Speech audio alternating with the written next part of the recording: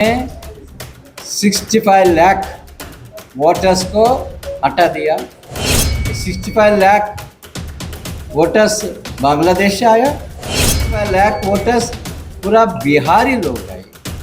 जो लोग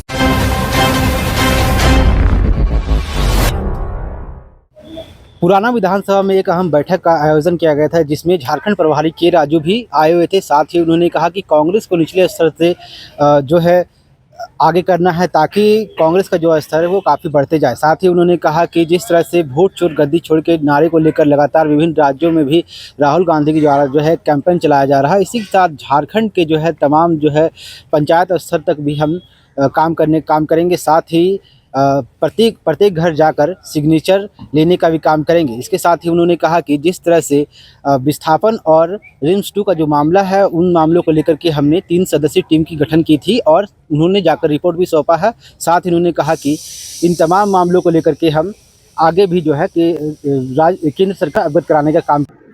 और 3 मुद्दे पर भी हम डिस्कस किया। उसके बारे में भी मैं संक्षिप्त रूप में आपके जो हम डिस्कस किया, ये आपके सामने रखने के बाद ये प्रश्न को जवाब देंगे। ये है, ये ऑर्गेनाइजेशन बिल्डिंग में बहुत इम्पोर्टेंट दूसरा स्टेप है। ये हर एक पंचायती में पंचायत कांग्रेस कमेटी को एस्टैब्लिश करने का, और हर एक म्यूनसिपल वार्ड में म्यूनसिपल वार्ड कमेटी, हर एक नगर लेवल में नगर कांग्रेस कमेटी को, ये प्रक्रिया हम शुरू किया। 4500 ग्राम पंचायती में अभी तक 1700 ग्राम पंचायती में ये ग्राम पंचायती कांग्रेस कमिटीज़ हम एस्टैब्लिश किया। हर एक मेंबर को जो अपॉइंटमेंट आर्डर्स है, इंडिविजुअल अपॉइंटमेंट आर्डर्स भी हम दिलवाया। कल मैं खुद कुछ पंचायती स्तर पर जाके जो 12 मेंबर्स है ग्राम पंचायती कांग्रेस कमेटी मेंबर्स, कई पंचायती में उनके साथ बैठ के हम उनसे संवाद किया।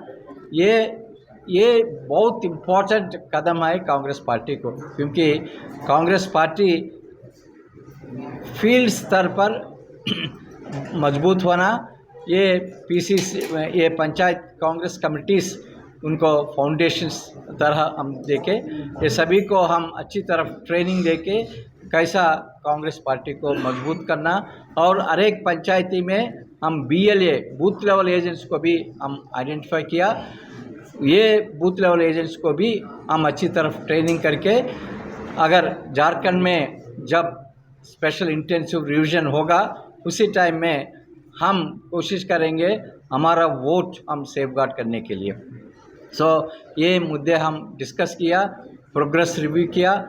नेक्स्ट 45 डेज़ में हर एक पंचायती में, हर एक म्यूनसिपल वार्ड में हमारा कमिटीज़ होगा। पहली बार इतना सिस्टमैटिकली पंचायती स्तर पर कमिटीज़ एस्टैब्लिश में पहली बार इतना सिस्टमैटिक वर्क अभी तक हुआ। रिमेनिंग वर्क भी नेक्स्ट 45 डेज़ में कंप्लीट होगा। ये सेकंड बात है। थर्ड इम्पोर्टेंट बात यह है, वोट चोर गद्दी छोड़ ये कैंपेन पूरा देश में कांग्रेस पार्टी राहुल गांधी का लीडरशिप में ऑर्गेनाइज कर रहे। आप सभी को मालूम है कैसा भारतीय जनता पार्टी एक कॉन्स्पिरेसी लेके वोट को स्टील कर रहे और इलेक्शन को भी स्टील कर रहे। इसलिए ये मुद्दे पर सभी को अंडरस्टैंड करने के लिए एक कैंपेन शुरू किया। राहुल गांधी जी ने बिहार में यात्रा भी कर रहा है, आप सभी को मालूम है। ये कैंपेन झारखंड में भी बहुत इफ़ेक्टिवली हम पब्लिक के बीच में जाने के लिए हम एक डिसीजन लिया। ये है, ये हमारा संगठन विलेज स्तर पर, म्यूनसिपल वार्ड स्तर पर और नगर लेवल पर कंप्लीट होने के बाद हम हमारा ऑफिस बेरर्स को, पूरा ऑफिस बेरर्स कम से कम 75,000 होगा। उसके अलावा BLS अनदर 25,000 होगा। उसमें कम से कम 15-20% ऑफिस बेरर्स को रांची में बुला के एक रैली ऑर्गेनाइज करके ये वोट चोर और गद्दी चोर के बारे में अवगत करके और वो कैंपेन गांव में टेकअप करने के लिए हम वो प्रोग्राम हम शुरू करेंगे। ये नेक्स्ट वन मंथ और 45 डेज में हम स्टेट लेवल स्तर पर ये रैली ऑर्गेनाइज करेंगे। ये रैली में आम जनता नहीं है, हमारा फील्ड लेवल ऑफिस बेरर्स हाजिर होंगे। और तीसरा और दूसरा इनिशिएटिव ये होगा, हम एक पिटिशन पर thousands and lakhs of people का सिग्नेचर्स लेंगे वोट चोर और गद्दी चोर कैंपेन के बाद में। ये भी हम हर एक पंचायत और हर एक म्यूनसिपल वार्ड कमिटीज़ को वो रिस्पॉन्सिबिलिटीज हम देंगे। एक पिटिशन हम प्रिंट करके ये कमिटीज़ को पास भेजेंगे। वो कमिटीज़ घर घर जाके लोगों का सिग्नेचर्स लेके ये सिग्नेचर कैंपेन को बहुत सक्सेसफुल ऑर्गेनाइज करने के लिए हम डिसीजन लिया। फाइनली हम जांच कमेटी माननीय प्रभारी के राजू के द्वारा जिम्मेदारी सौंपी गई थी, निर्देश अध्यक्ष ने दिए। हम लोगों ने गए वहाँ पर, राजेश कच्छप जी, रामचंद्र सिंह और मैं गया। वहाँ देखा कि लोग 4 तारीख से ही धरना पर बैठे हुए हैं, लगातार बारिश में भी, और काफ़ी मरमाहत लोग हैं वहाँ पे। जैसे गए लोग, सारे लोग उठ गए और लोग को एक अच्छा लगा कि कोई आया, कोई देखने सुनने के लिए। ऐसा लग रहा था कि वहाँ कोई इन लोग को देखने सुनने वाला कोई नहीं है। हम लोगों ने एक मानवन भाई आदमी से पूछे, वहाँ के मजदूरों से, वहाँ के प्रभावित लोगों से। उन्होंने कहा कि भाई हम लोग को रात में जब भी कोई काम करना हो तो रात में ही ये लोग काम करता है, जब भी किसी को उठाना है तो रात में ही करता है। तो ऐसा माहौल वहाँ बना हुआ कि विस्थापित का जो लाभ मिलना चाहिए वो लाभ नहीं मिला। आज तक उन लोगों को पुनर्वास होना चाहिए, वो चीज़ नहीं मिला। जो मुआवजा मिलना चाहिए वो नहीं मिला। तो लड़ाई लड़ते रहते योगेंद्र जी आर के, ये अम्बा जी, निर्मला जी लगातार संघर्ष करते रहे। हम लोग बड़का गांव गोली कांड में भी जाते रहे हैं। तो ये आंदोलन हमेशा चलता रहा। देखे तो आज भी वो आंदोलन थमा नहीं और वहाँ काफ़ी लोग परेशान हैं।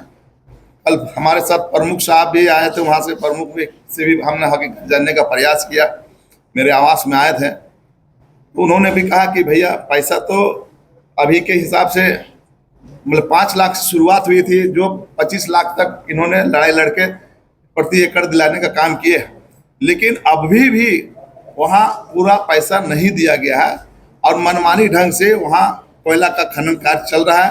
एनटीपीसी लिया है, एनटीपीसी के नाम से 4 ग्रुपों उनको दे दिया गया है। ऋत्विक कंपनी में जहाँ है वहाँ कई ऐसे, चट्टी बरियातू में हम लोग गए थे, 3 और कंपनी है जिसको पेटी के हिसाब से दिया गया है। वो पेटीदार जो है पूरा बलपूर्वक बाहरी तत्वों को लाकर, असामाजिक तत्वों को लाकर वहाँ मजदूरों के साथ मारपीट कर रहा है। ये दुर्भाग्य है। इसलिए वहाँ जो भी अभी निर्णय लेना है, पार्टी जो निर्णय लेगी, तो सरकार को भी इस पर ध्यान देने की आवश्यकता है कि हमारे लोग नहीं बचेंगे तो जाएंगे कहाँ। मैं तो वहाँ देख रहा कि स्कूल को भी खाली करा दिया गया है। स्कूल में भी अभी बहुत बच्चे लोग हम लोग साथ मिलने भी आए थे। स्कूल भी बगल में है, वहाँ भी ब्लास्टिंग करने का बात हो रहा है। इनका फैक्ट्री वहाँ ईटा का फैक्ट्री था, बहुत अच्छा क्वालिटी का वहाँ इन लोगों का फैक्ट्री चलता। उसको भी 2.5 एकड़ जमीन है जिसमें सारी बाउंड्री को तोड़ दी गई। एक मकान बनाया, उसको भी खाली कराने के लिए लोग परेशान। ये व्यक्तिगत वहाँ लड़ाई चल रही है। इस हिसाब से मजदूर के साथ में ये मजदूरों की लड़ाई लड़ते हैं योगेंद्र जी, इसलिए मजदूरों के लड़ाई के साथ के लिए ही उनको परेशान किया जाता है। ये भी सुनने में आया कि इनके धरना प्रदर्शन से जाने के लिए लोग मना करते हैं। वहाँ दलाल किस्म के लोग हो गए हैं। आपका ये एनटीपीसी का जो पेटी में दिया है, वो लोगों एक आदमी 2 आदमी अपना जो है आदमी छोड़ दिया। इस हिसाब से हम देखते हैं कि वहाँ बहुत ही दुराचार हो रहा है। बहुत ही वहाँ के किसान मजदूर काफ़ी परेशान है। और बड़ी बस्ती है सर, जहाँ माइंस एरिया है, बगल में बस्ती है, उस बस्ती को पूरा खाली कराना चाहता है बिना मुआवजा दिए। इवन कि एक प्राइवेट रोड है वहाँ 2.5 का, ये रोड को भी उस गांव की ओर से ले जाता है और वहाँ आए दिन दुर्घटना होती है। इस हिसाब से वहाँ के लोग काफी परेशान है। मैं यही कहना चाहता हूँ। ओके, एक सवाल है कि नेता प्रतिपक्ष बाबूलाल मरांडी ने आरोप भी लगाया और सवाल भी पूछा। मतलब यह है कि राहुल गांधी और उनकी जो बहन है प्रियंका गांधी, इन लोगों ने चुनाव जीता है, तो क्या वोट चोरी करके चुनाव जीता? और इसके साथ ही अगर आप लोग SIR का विरोध कर रहे हैं, तो क्या आप लोग बांग्लादेशी घुसपैठियों को संरक्षण दे रहे हैं? सुनिए, बिहार में 65 लाख वोटर्स को हटा दिया। क्या 65 लाख वोटर्स बांग्लादेश से आया? पूरा 65 लाख वोटर्स पूरा बिहारी लोग हैं। जो लोग लाइवलीहुड्स के लिए माइग्रेशन के बाहर गया, जो लोग के पास कोई डॉक्यूमेंट्स नहीं है, जो लोग कई इलेक्शंस में वोटिंग किया, उनके पास वोटर आईडी है, उनके पास आधार कार्ड है, उनके पास रेशन कार्ड है, उनके पास जॉब कार्ड, नरेगा का जॉब कार्ड है, उनके बावजूद ये लोगों का वोट निकाल दिया। वही मुद्दे पर राहुल जी फाइट कर रहे हैं, मगर लोगों को अटेंशन डाइवर्ट करने के लिए ये बांग्लादेशी घुसपैठी ये बात कर रहे हैं। क्या वो 65 लोग बांग्लादेशी घुसपैठे है क्या? इशू का छूट गया था। ये सभी बात पर हमको रिपोर्ट भी आया। हमारा सुरेश बैतर जी ने, वो कमेटी में मेंबर है। मैं सुरेश बैतर जी के रिक्वेस्ट करना चाहते, संक्षिप्त रूप में जो फाइंडिंग्स आप पता किया, वो फाइंडिंग्स क्या है और आपका रिकमेंडेशन कांग्रेस पार्टी के सामने क्या है, मीडिया को अवगत करिए। आप इधर आइए, आप इधर